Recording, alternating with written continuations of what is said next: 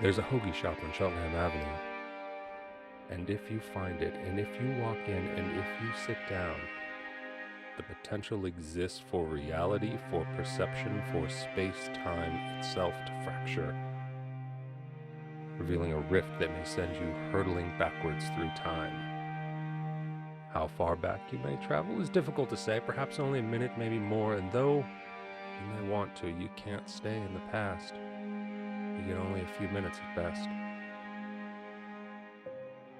Not long enough to alter history or create a divergent timeline, but enough time to wash yourself in the tachyons of past experience and stain your future perceptions like a slide under a microscope. It's all too fantastic. Maybe you've had a sandwich on Cheltenham Avenue and no such thing occurred. You want proof, I get that. But it did happen to me. Of course, I knew which shop to go to. I'd been there before. I was 12 years old. It was the summer and my father had taken me on a trip across the country to visit my grandmother. He hadn't been back in over a decade and reveled in showing his son the places and things he'd experienced when he was a young man. "Are you hungry?" my father asked me, his Philadelphia accent thickening the California gold he'd absorbed, slowly draining from his intonation. "Sure," I said, in that flippant way a child agrees with adults without actual regard for want or need.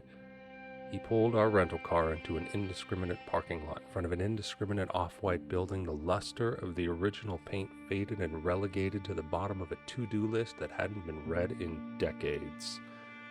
"Here?" I said, skeptical that I'd find anything contained in such a building that would appeal to the refined palate of a 12-year-old. "Come on," he said, a twinkle in his eye I hadn't seen before. I followed him through the old wooden door, unsure and nervous. "Hey, Matt." I peeked around my father to see who'd addressed him so colloquially. He was old, though how old I didn't and still don't know. "Is that your boy?" "Hey, Seymour," my dad said. "Yeah, this is my son Merlin." His tone conveyed pride, not just of me, but of himself and how far he'd come since his youth. "Nice to meet you, but you want the regular?" "Yes, sir," he responded with a grin. "Same for my boy."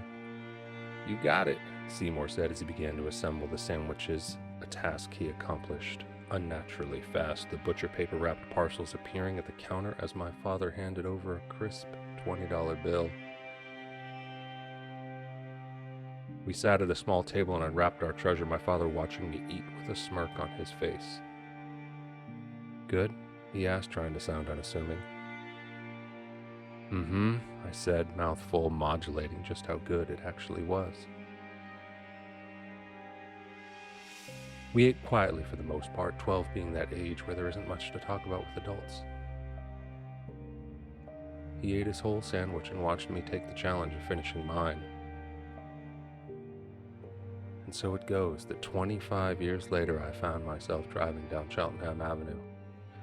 "If I see it, I'll stop," I said to myself, suddenly remembering that sandwich with my father. And there it was. The aging building looking exactly as it did before, as if the paint and signage had reached a state of stasis where it would decay no further. I walked through the same door. I saw the same big friendly eyes and smile. "Seymour?" I asked him. "Yes, sir," he said. "What can I get you?" "My father used to come here. Matt Love?" "Oh, yeah, Matt," he said, brightening even more. "How's your old man doing?" "Passed away 10 years ago." He looked up almost as if he could see my father amongst countless others that have come and gone during his tenure. "Ah, sorry to hear that. Nice man. You've been coming here since high school. You want his regular?" "I do." "You got it." Moments later, sandwich in hand, it happened. Bosons and quarks danced and crashed over me. It was 25 years earlier and I was looking across the table at my father. He looked just as he had when I was 12, his curly hair still black and full, his eyes warm and proud, an eyebrow raised as a smirk crept across his face as I took another bite. "Good?" he asked me, his voice familiar and loving after a decade of absence from my ears. Mm-hmm, I said, staring back at him, unable to say all the things I hadn't been able to tell him since he left. All the things I'd done, the places I'd seen, about the world, about the people I'd loved. I wanted to reach across the table and touch him, feel the warmth of his skin and his love one more time. But I couldn't.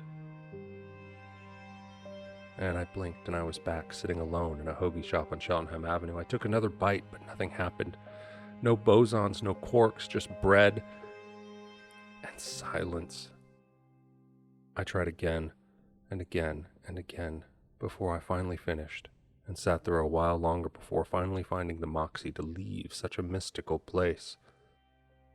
I've not been back to Philadelphia since. I don't know if that Hoagie Shop on Cheltenham Avenue is still there, if it's disappeared into the mystic realm from which it came, if the immortality of the building of Seymour of that table persists. But if it does, and if you find it, and if you walk in, and if you sit down, don't be surprised if you, if only for a moment, find yourself falling through time as I had. And if you do,